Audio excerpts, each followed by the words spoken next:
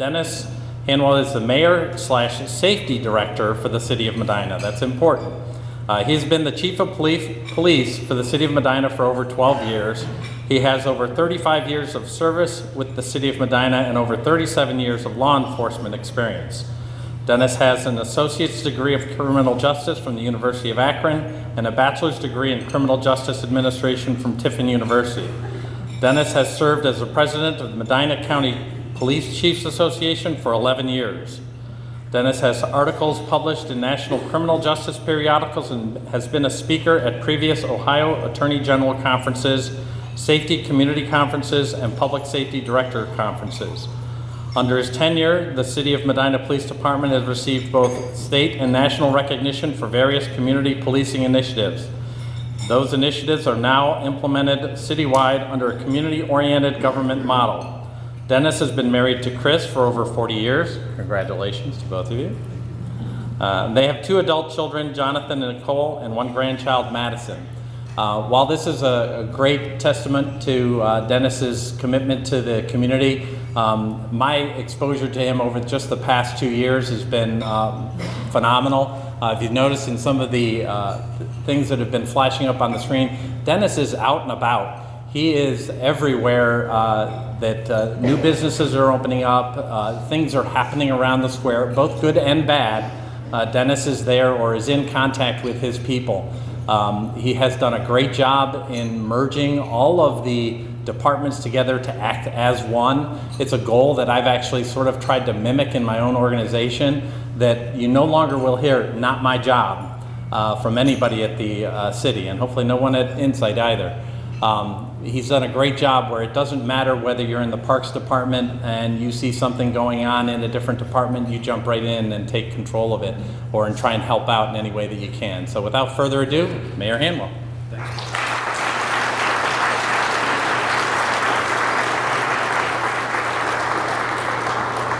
I'd like to introduce a couple other elected officials, though, that are here as well. Rebecca Parkhurst is with the Medina City School Board. Jim Shields is a Medina City Councilman and also the HR Director for Medina City Schools. And Katie Simos is here from Secretary of State John Husted's office. Somewhere? Okay, thanks, Katie.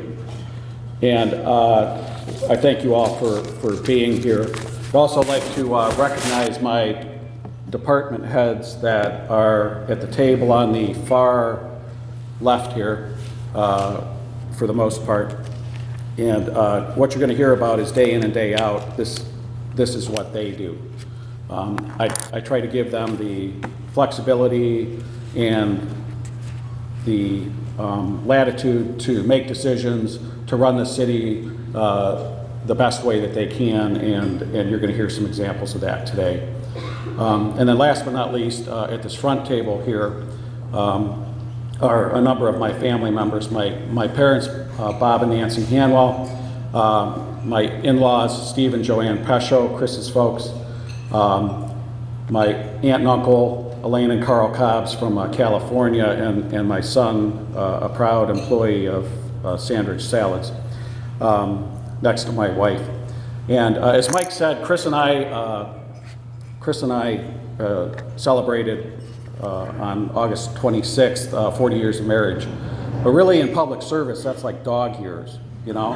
I mean the demands and you know, having to leave or not attend family events because of the demands of the city is pretty outstanding at times, and she's been a real trooper.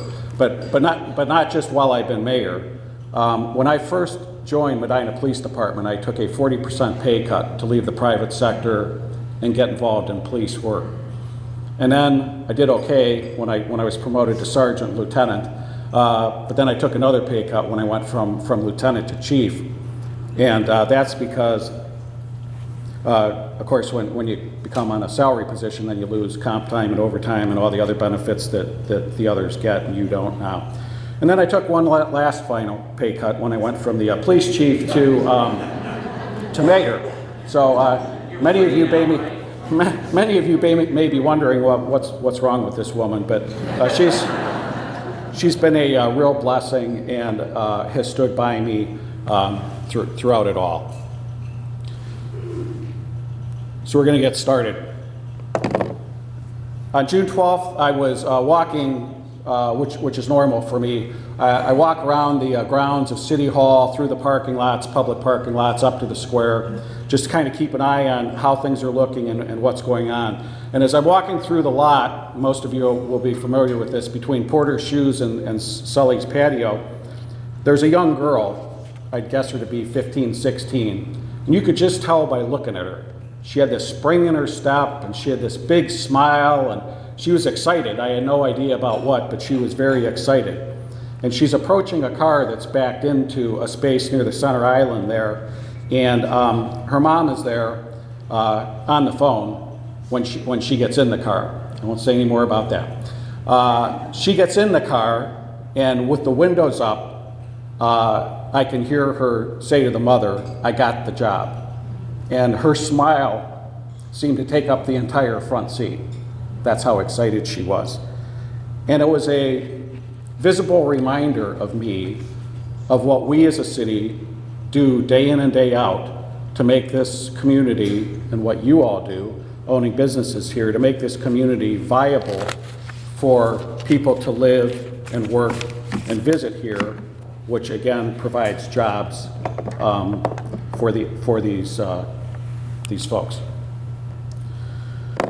So we work very diligently, and if there was one thing I could put my thumb on that's different now than what it was before, is that the collaboration between the City of Medina, the Main Street Medina, County Economic Development, and the Chamber of Commerce in promoting the city, cross-promoting the city in each of our events, has never been stronger. So with the downtown, we've tried to have larger events. We've placed the flower pots down there. We keep it clean and maintained, and make sure the trash is not around, or sometimes we have to bring in people on the weekends to empty the trash. And that's caused us to draw larger and larger events, so much so that we had to build the public restrooms and visitor center, which again has brought more events. All free parking in the city.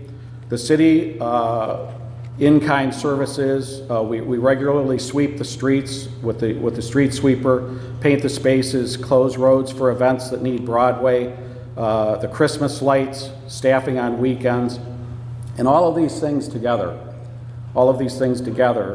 are the result, or ended up with the result being Medina named Ohio Best Hometown by Ohio Magazine for the years 2018 and 19. We previously were named that as well when I first took over in 2010, 2011. And another great partnership was the Evening Rotary, was looking for a place to create the 9/11 Memorial.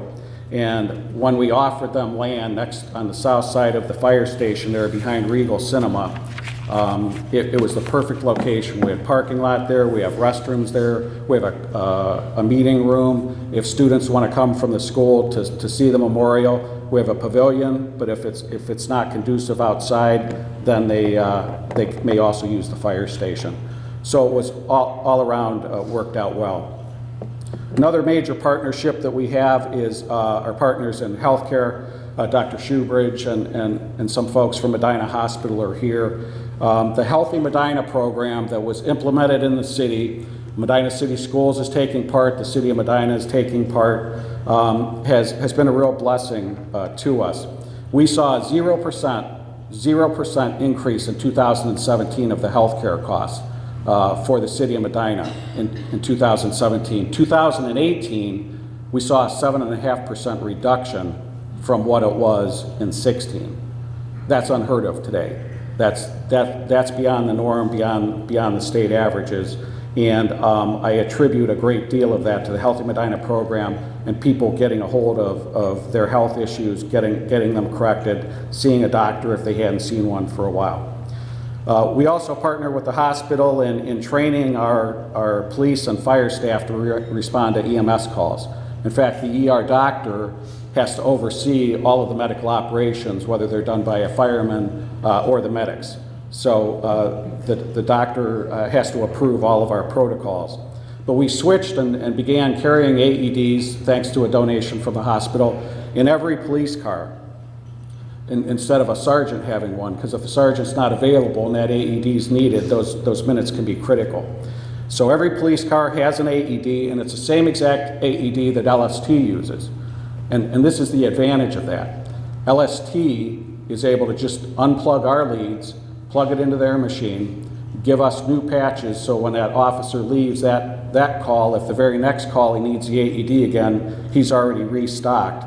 But the LST has the ability to electronically transmit that heart reading to the ER, where a doctor will immediately assess it, and if it meets certain criteria, auto-launch a helicopter from the main campus to meet them outside of our ER. Many of the patients that we're bringing in that an AED was used on never even get in the ER. They go from location to ambulance to helicopter to the cath lab, and some of ours have been less than 60 minutes to have a catheter from 911 call to a catheter opening the vein up, artery, sorry doctor, less than 60 minutes. That's pretty impressive. In fact, it's so impressive that the hospital is looking at the officer's body cam, at LST's video, to see how they can replicate what we're doing here in other places. Medina Hospital and SUMA collaborated together when we wanted to train all of our safety forces in Narcan use. Dr. Shoebridge and I meet regularly. We have off-duty officers that provide a law enforcement presence at the hospital. We've done that since 1997. And currently, I am working with Metro Health to see if they would have an interest in coming into Medina County for maternity services or other hospital services that we don't currently have. And I'd like to publicly thank Senate President Larry Obhoff and Representative Steve Hambley for their help in getting that change in the Ohio Revised Code to permit Metro Health to make that change if they choose to. Medina TV, Jared's in the back. He's one of our department heads as well with the camera, and he's the one that set this all up for you all. And they helped me write this PowerPoint. I'm not the technology guy. I can give them the talking points, and then they take care of the rest from that and do a great job for us. But they also help with the county, common pleas sentencings, domestic relations programs, county auditor programs, county treasurer programs. They tape every commissioner's meeting, military programs, senior citizen programs. And then two things they do that the overall public as well greatly benefits from is they interview the candidates running for public office and put them on the videos or cable so folks can see them, thanks to Armstrong. And they also show the election results.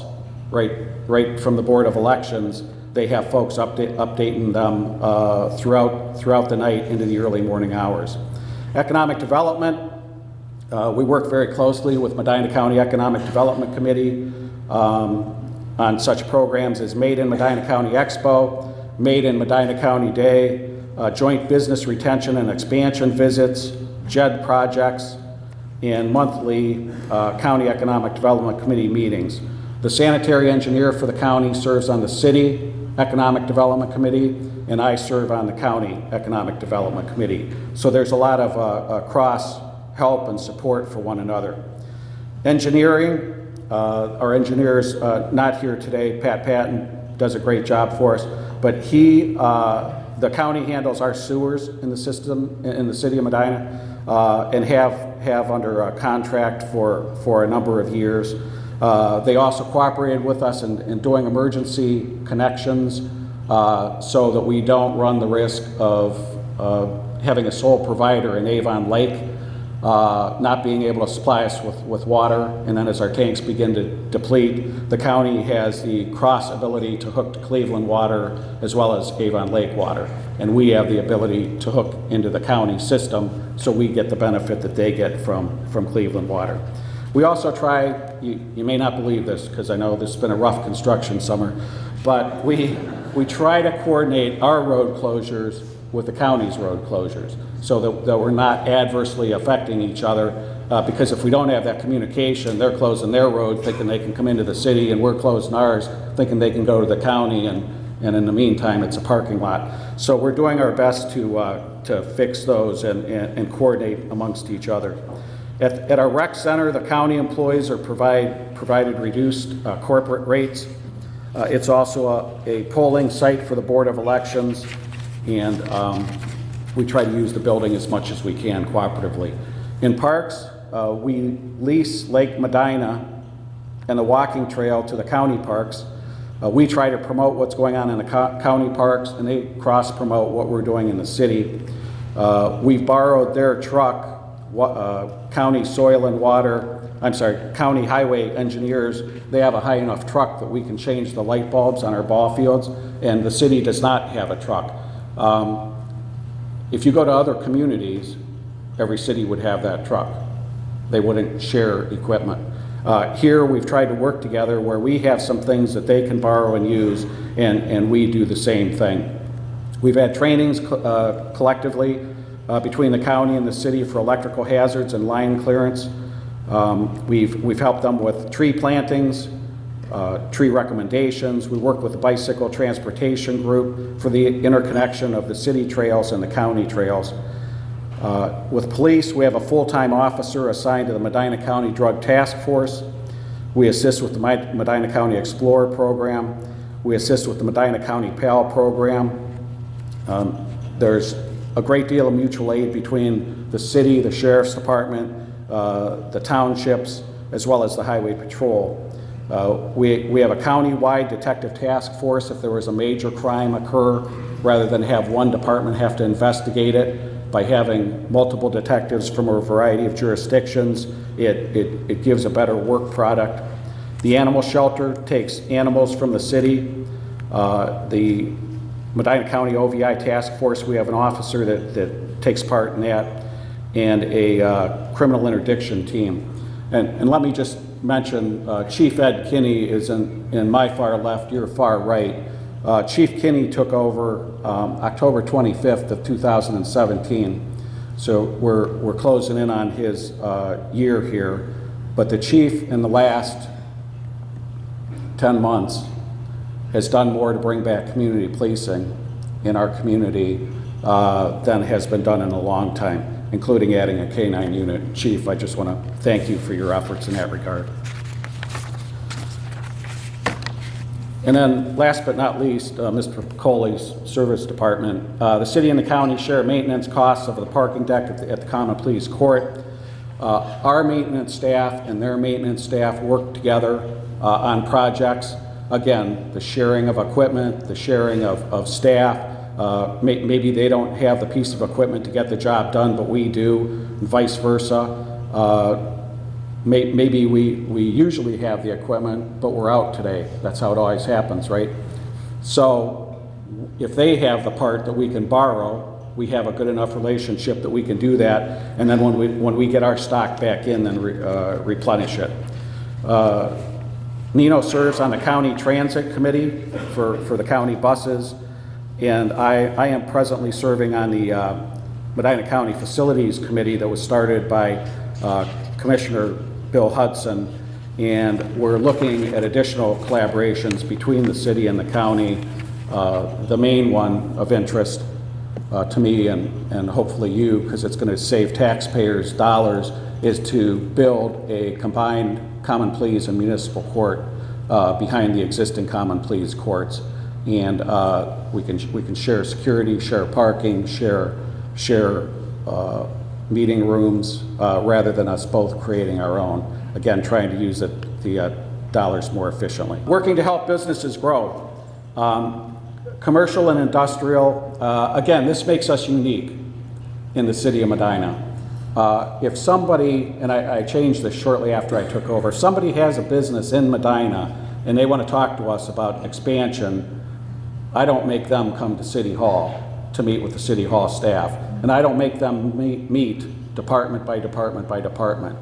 We'll take, maybe not that whole table, depends if Parks is involved. If If trees are involved or the rec center is involved, then they're there too. But we'll have 8 to 10 of us from the city, Jobs Ohio, Ohio Edison, if it's going to be a huge electrical draw, and we meet on their site because that's more convenient for them, and we appreciate their investment, and that's made a big difference.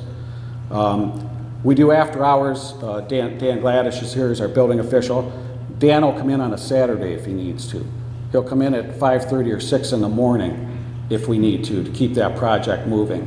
If he needs to stay till 7 o'clock at night, because that's when they're going to get the latest step of the project done to inspect it, Dan is willing to do that. You won't find that in most cities, if any. We replaced every industrial road in our industrial area, created wider radiuses for trucks, and also added commerce, an extension of commerce from Branch Road to West Liberty Street.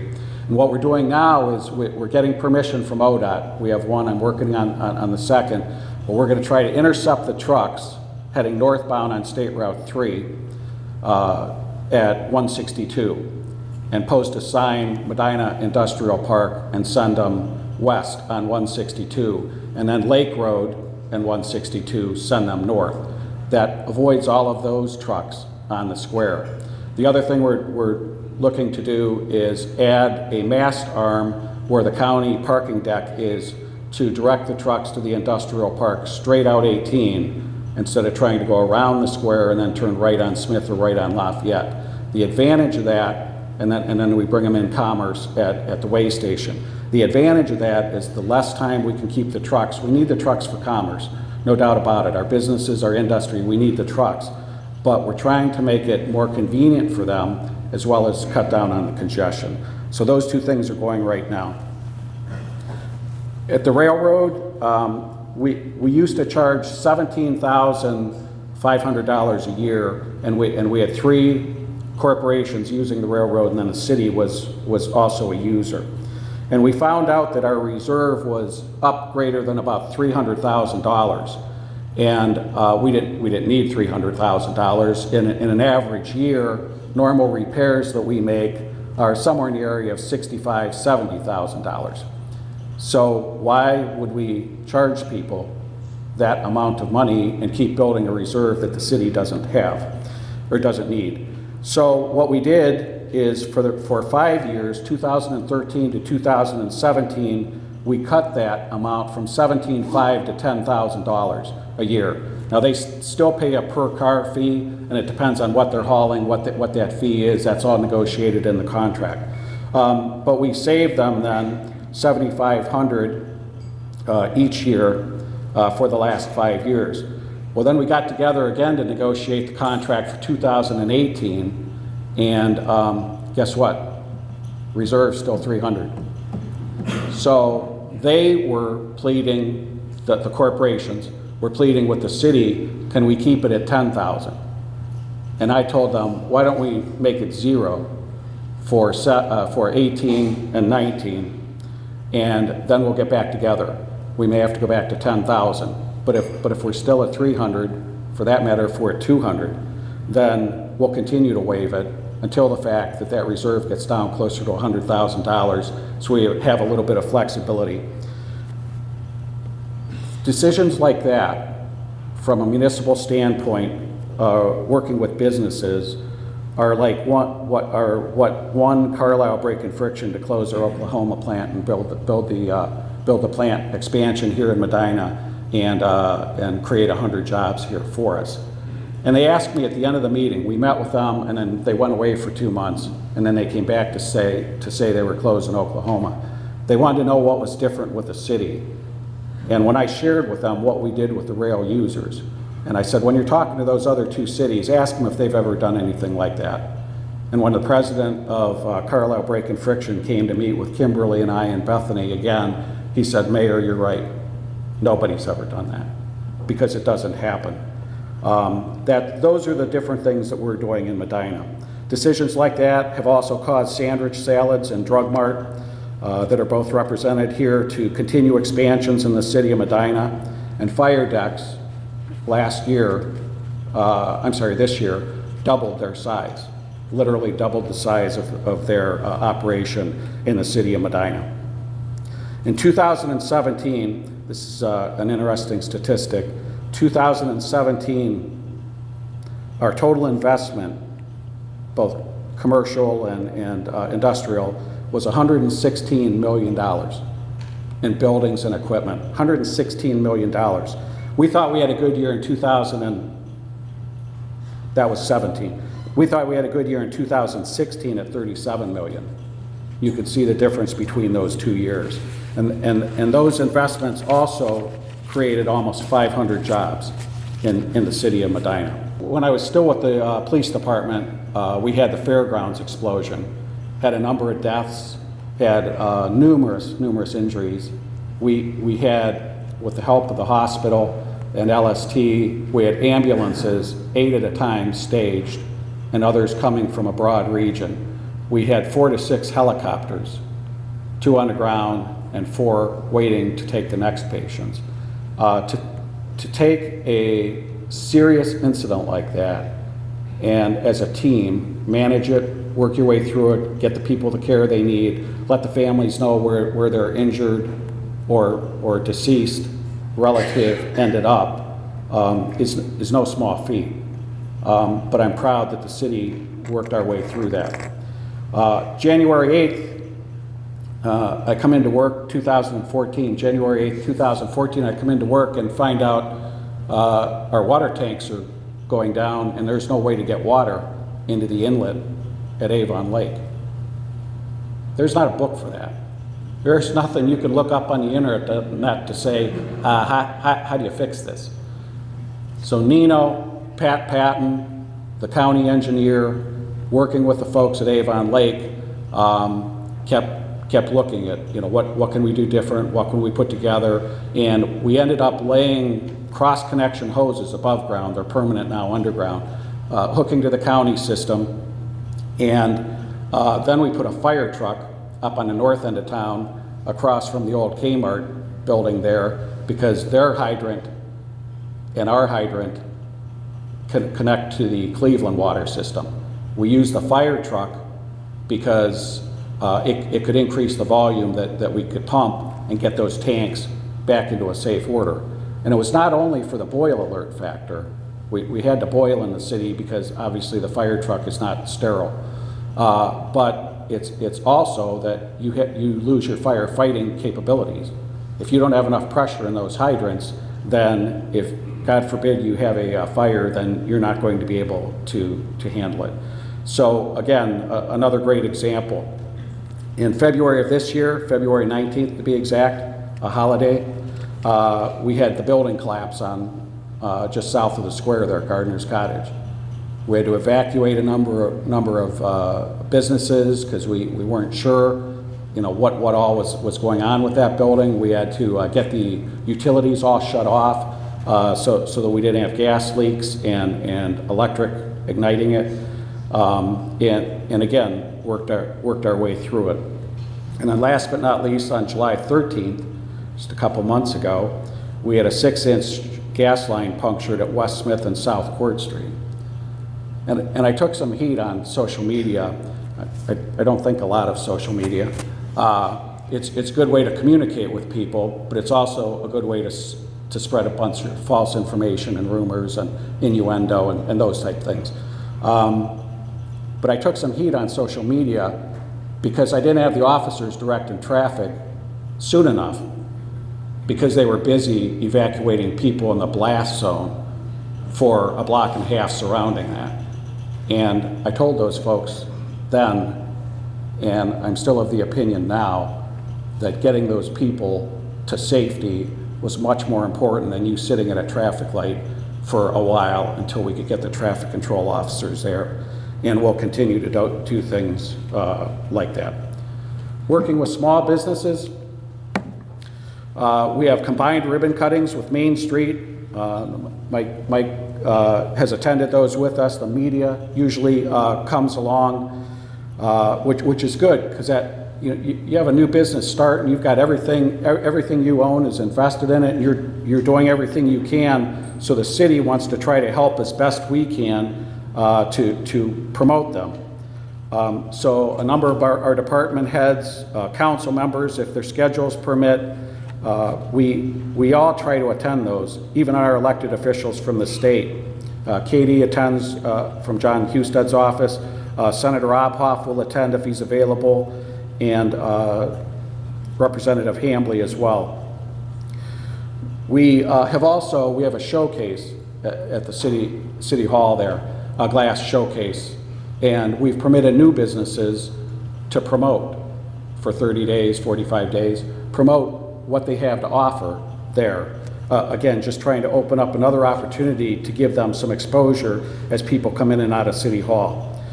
And then last but not least, with the small businesses, the city, the Chamber of Commerce, Main Street Medina, and the CDC all developed this visitor's guide. I was going to bring one to wave it, but I forgot to bring it. Anyway, it's green. It's got a map of the whole downtown. It's got all the eateries. It's got all the stores. And on the back of it, it's got a calendar of events that are coming up. And we have those in the public restrooms. We have them at all the public buildings, because if people can take and leave with that, the chance of drawing them back in again, when the Medina Fest is happening, when the Candlelight Walk is happening, when the Ice Festival is happening, it's a great marketing tool, again, with all four of us sharing the cost of it to continue to push the economy of our community as a whole. Another great collaborative effort is our work with the churches, both when I was the chief of police and as mayor. I've been involved in the National Day of Prayer, first Thursday in May. We started with an evening service. Now we're doing a breakfast here. We do a noon service, and we also do the evening service still. Black History Month celebration. I help with church anniversaries or pastor anniversaries and recognition services. And this year, new, and it's still tentative, but Sunday, October 7th, is World Communion Sunday. And as we're talking about unity in the community and pulling together, supporting one another, being respectful of one another, there's an organized effort with the United Church of Christ to host an event on the square the evening of Sunday, October 7th, with the other churches, again, to show unity. And I know a number of our pastors are at one table on the right and one on the left. If the pastors that are here today could just stand for a second. We appreciate all you do for us and your prayers and your support of the members of our community. Our schools are another great collaborative partner with us. The city provides 2 full-time school resource officers, one shared between our middle schools and one at the high school. The city has a civil service office, and we have 1 clerk. And the city and the schools share the cost of that clerk. In other areas, each would have their own. And in this time, again, we're trying to do the best we can with your taxpayer dollars. The schools are in charge of cleaning and maintenance of the MCRC, the rec center, and the Performing Arts Center, which we both use. We've combined our purchase of office supplies so that we can save costs in doing that because of the bulk. We share equipment and facilities with one another. Jim Shields is a real asset for us because we don't have an HR director. I didn't want to spend the money on an HR director, so the duties are kind of spread between the civil service office, the law director, my office, and when we get real stuck, we look to the professional from an HR standpoint of, are we on the right track here? Are we approaching this in the right way? Jim has also helped us with department head interviews when we're looking to select another member of the team, because he understands what we're doing and how we're doing it and why we're doing it. We buy our salt for the parking lots and the roadways together, the schools and us. The schools provide an impound lot out where they park their buses for our impounded police cars, and that's saved us a great deal to have a secure place under video. The city has some vehicle diagnostics to work on the larger vehicles, and the school has some others. We both have maintenance people, but we don't duplicate the same equipment. If we buy one, they don't. If they buy another one, we don't. And then we can take them back and forth. We're about a half a mile apart, our two maintenance garages. The city also provides presenters to classes or mentors for staff as requested. Jim Shields started a third grade government program before I was mayor, and every third grader in the city schools comes through, and we give them jobs of the department heads, the city council, and let them make the decisions for that hour.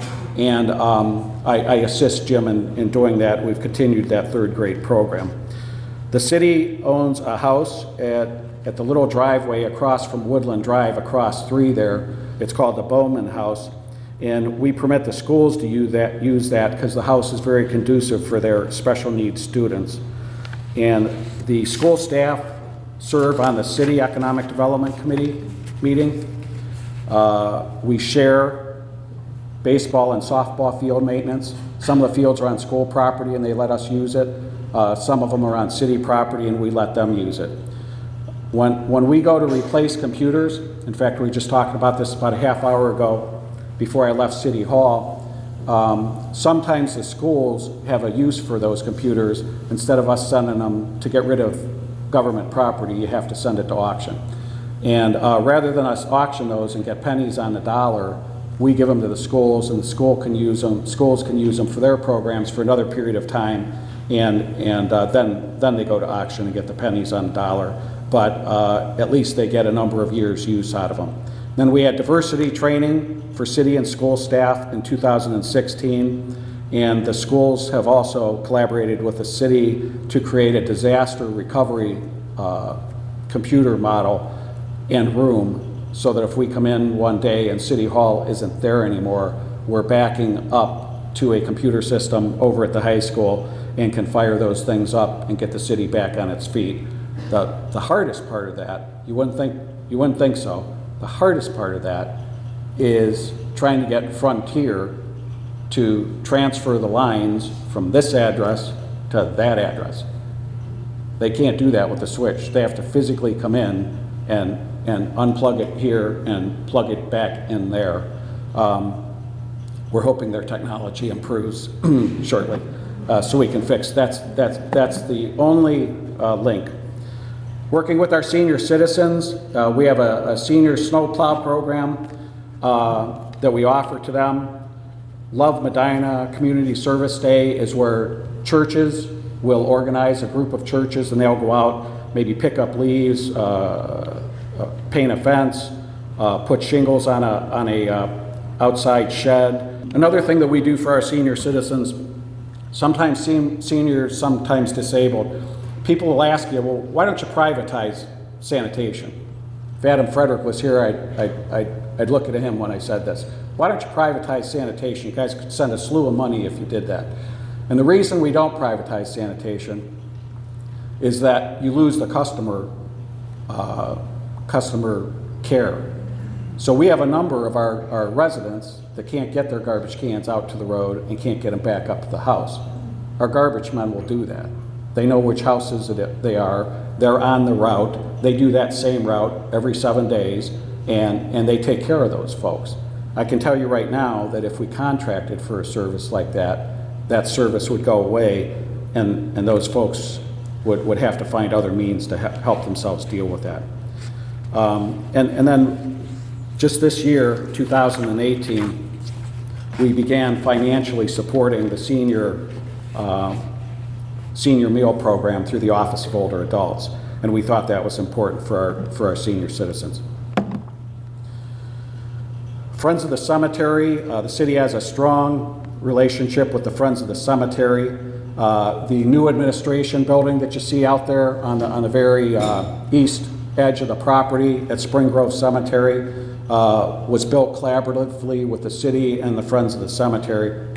And I can tell you, that's very important, because how it used to be, if you lost a loved one and needed to go in to purchase a lot or a space for cremains, you were literally in the work garage with the trucks and the smell of oil and gasoline, and it just wasn't a very good experience. So now we have an office just for that. And we also moved Jansen and Parks over there as well, because we use forestry and parks to assist with cemetery, and cemetery to assist with them. Plus, we have a clerk, part-time clerk for that, who can also handle some of the phone calls and things instead of having the normal staff have to do that. They restored the chapel of 1884. They created a hard-edged lake and refurbished the old lake. They built the first columbarium wall, and they're working on a second. They restored the mausoleum, the soldiers' mound where the flag is. In fact, that's what's on the picture there. That was all done by Friends of the Cemetery. They restored 199 gravestones in the Old Town Cemetery, and the city and the Friends of the Cemetery were able to work together to get the Spring Grove Cemetery on the National Register of Historic Places. We have a lot of community partners too. Murray and Sue Van Epp, many of you may know them. In fact, that's them in the video. I'm reading my notes and not looking at the screen. So they paid for the erection of that fountain at the Bicentennial Park. They paid for one of the water features at the renovated city pool. They assisted in the engine house repairs up on the second floor of the engine house on the square. And if you've been by the Bicentennial Commons lately, you'll see a cement pad there. Just this year, later this fall, they're purchasing a bicentennial bench to place on that cement pad in our Bicentennial Park. The Stevenson Foundation built the sitting wall at the Bicentennial Park. They paid for a Memorial Park pavilion rehab, and they're also paying for, it's in process, the Ray Mellert Park pavilion rehab. Community Design Committee is rehabbing the upstairs of the firehouse, and they got a state capital grant to assist in that. The Rotary Club did the 9/11 Memorial next to Fire Station 1, as well as the Morning Rotary is doing a pavilion rehabilitation at Reagan Park. The Kiwanis Club each year do flowers at Jump Park, and they sponsored the reconstruction of the pool concession stand. And there's a Medina Trails maintenance group for the bike trails who donate thousands of hours every year of both service and funding to keep our mountain bike trails in the good shape they are. The sports associations help with field maintenance, improvements, and donations, which again keeps us from having to use tax dollars for that. With our safety forces, there's ongoing mutual aid and training between police, fire, and EMS, as well as the other agencies like the Sheriff's Department, the Highway Patrol. I shared with you the advantage of having the officers first on the scene. We can have a police officer in an emergency medical call in 1 to 2 minutes. Anywhere in the city, 1 to 2 minutes. And when your heart's not beating or your brain is not getting oxygen, 1 to 2 minutes is something that's important. And for as long as I've been with the city, we've always worked with the hospital, with the medics, and assisted one another. We've also, under Chief Painter's leadership, trained now that we're staffing first shift, second shift on fire, they go on medical calls as well and assist. So now we have police first, generally, then fire, then EMS, EMS, and then fire, and they all work together. That's unusual. In this county, you can go to cities where police and fire and EMS are not working together. And if you go in Cuyahoga County, it's the norm. Here, it's always been the norm to work together. Our dispatching service handles the city of Medina, Medina Township, and Montville Township. And shortly, actually this month, we're going to take over policing services for Lafayette Township contractually. We're continuing to have fire district discussions because, again, from a taxpayer standpoint, there are a lot of efficiencies to having a larger region with one fire service taking care of all of it. And one thing that we had not done before, and it wasn't until it was brought to my attention, and we're correcting it now, but for as long as I've been here, the police have assisted EMS, but we've never cross-trained the police with fire. And we worked with the police chiefs and the fire chief, and would it not make more sense, because again, the officer's going to be first on the scene, would it not make more sense to show those officers how to unroll the hose, how to take the cap off the hydrant, how to get that hose hooked up, while the firemen with the training and the breathing apparatus are getting all their heavy-duty clothes on and breathing, so when they're ready to go in. The hose is ready, they're ready, we're good to go. So we're in the process of doing that right now. And again, this is a very unique and unusual collaboration that we're doing, and unusual in most places. Our infrastructure, there's quite a bit of it going on if you've driven around a lot. In 2017, we did the North Harmony Bridge. We did West Smith Road from Plastipac to the State Road, West Smith Road Bridge, and we did a Wadsworth water line replacement. This is the important number here, though. Of those total projects were just a little bit higher than $4.5 million. Of that $4.5 million, we had almost $2.7 million in grants. So 59%. And this year was no exception. We still have plans to do the South Elmwood Bridge. We're closing up, finishing up the Guilford Bridge. East Smith Road reconstruction we did by get-go. We're going to do the other block over by Garfield School once we get Guilford back open. West Smith reconstruction from Lake Road to Commerce Road and improve the turning radiuses there. Lafayette Road sidewalks. All of those projects, again, almost $4.8 million, $2.8 million in grants, another 59%. And then last but not least, on the road projects, the 42 project, which has been a 2-year project. That's improving the road from Harding Street, 5 lanes, from Harding Street to Fenn Road.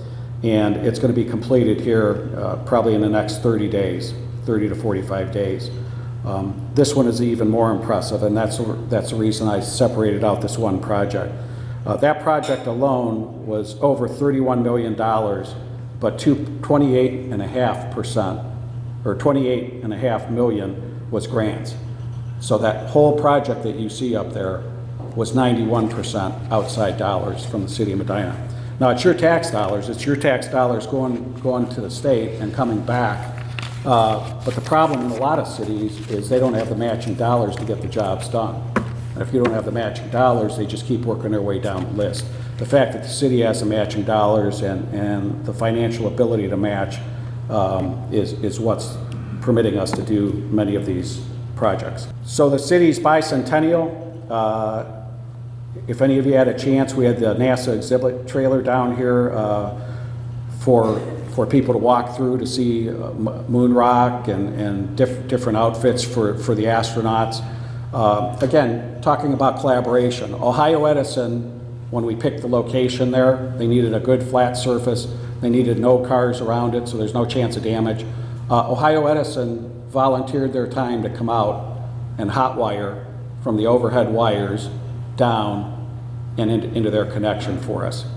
Sandwich Foods, with John's help, agreed to go up to NASA because it took a special trailer with a certain distance because of some projection on the front of the trailer. Agreed to go up to NASA, pick the trailer up, bring it down, set it in place for us, and then 3 days later run it back to NASA for us. Medina County agreed to let us use the lot. The city took care of the barricades, traffic control, and security while it was here. Additionally, for the bicentennial, we had an open outdoor pool day where it was free. I know a number of our library folks are here. The library has hosted numerous talks and events in recognition of our bicentennial. And the Medina Community Band spent the whole summer doing songs from different eras in recognition of our bicentennial. And I just want to thank the Bicentennial Committee and particularly Roger Smalley, the chair. he's literally coordinated. We started November of 17, and he's coordinated a year of events for us. So all of these things we're talking about is our efforts to make Medina special. And I shared with a few of you on my way in today that what I do, because sometimes you all probably the same, right? You're so busy with day-to-day things, you don't have a chance to kind of take a look at the big picture and what's going on. This is usually preparing for this presentation is my chance to kind of pull some of those things. So I set aside each year a number of events that occurred since the last presentation. The first one was December 17th of last year. A kindergarten teacher writes me a note that we're leaving Garfield School about 9 a.m. to go to Courthouse Pizza for a field trip. And she said there was a very heavy snow the night before, and she was fearful of bringing the children up through the square and over to Courthouse Pizza. And she said she couldn't be more pleased to see that the parks crew had already been there. The sidewalks were all clear. There was salt or calcium on all of the sidewalks, and they were able to safely get there and leave. December 29th, 2017, 4 a.m., we have a water break, and nobody can find it. Now, when I say nobody can find it, when we have a water break and the tanks are depleting, that's a crisis for the city if we don't find it and get it clamped off. So everybody that's on staff, if they're at City Hall and have trucks, they're out looking for it. The police are looking, the fire are looking, EMS is looking. We're all trying to find this. And it just so happened that the area it was leaking in was right next to the Rocky River, between the Suma driveway and the Rocky River Bridge. So the water is pouring out of there into the river. Well, you're not going to find that on a residential street or an industrial street. It took us a while, and we were able to get it clamped off. But this is the important part of collaboration again. The pipe was so deeply buried that none of the city equipment could get to it. So we call Doug at Medina Excavating, because he had a larger digger and larger vaults to keep our folks safe while we dropped them into there to get this pipe fixed. Medina County offered to us dump trucks for our plows, dump trucks without plows that we could then run over to Osborne. And Osborne permitted us to come in all night long and load gravel and keep track of it ourselves to get the repair done, get the water back on, so that the boil alert wasn't any longer than necessary. Again, just a whole realm of collaboration. Birch Hill Drive, in the spring of this year, there's an MS patient that is continuing to fall and is not strong enough to help herself out, so she continues to call the ambulance, because there's nowhere else to call, to help her get back up and get into her wheelchair or into her chair, whatever she needed. The medics tried to work with her that you really need some rehabilitation to get yourself a little bit stronger, but she didn't want to leave her pets. So the medics arrange among themselves care for these pets. They then put together a plan with Dan from our building department and our firemen to construct a ramp for her. She gets the physical therapy.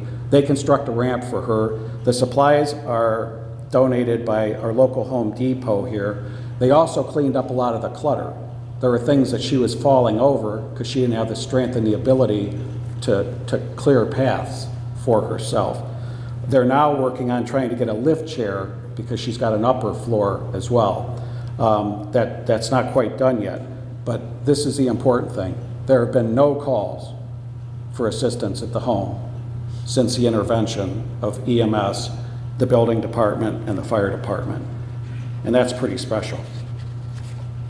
May 2nd of this year, we had a oversized load coming through town. Our traffic lights hang at 16 feet. So ODOT permits this truck to come through that's 17.5 feet tall. Guess what? It's hitting lights, it's hitting wires, it's hitting everything. And we were physically lifting the wires block by block to try to get this thing north on Court Street. And through the intervention of our police lieutenant, Dave Burkbickler, who has a good relationship with the ODOT permitting crew, he convinced them that this was not the best route for this truck to be on. And we had a nice big lot at the Kmart facility where we could down that truck and leave it there until they found out a better plan. May of this year, there's a 17-year-old male that scout working on his Eagle project, and he wants to build a pergola adjacent to United Church of Christ Congregational. And of course, he doesn't understand. He knows what he wants to build and needs to build it, but of course with the city, you know, there's processes. You're in the historic district, so it has to go before the committee. They have to approve it. We have to also have plans that are approved by the building department so it's safe. So they work with him, get this all together, and they were there just a couple weeks ago, and I got a note from the father saying when they showed up for what they thought was going to be the final inspection was already done. And what the young man was presented with was a binder with all the drawings, all the informations, agendas from the meetings, photos of the project from start to finish, and it brought his mother to tears. And then last but not least, July 10th of this year,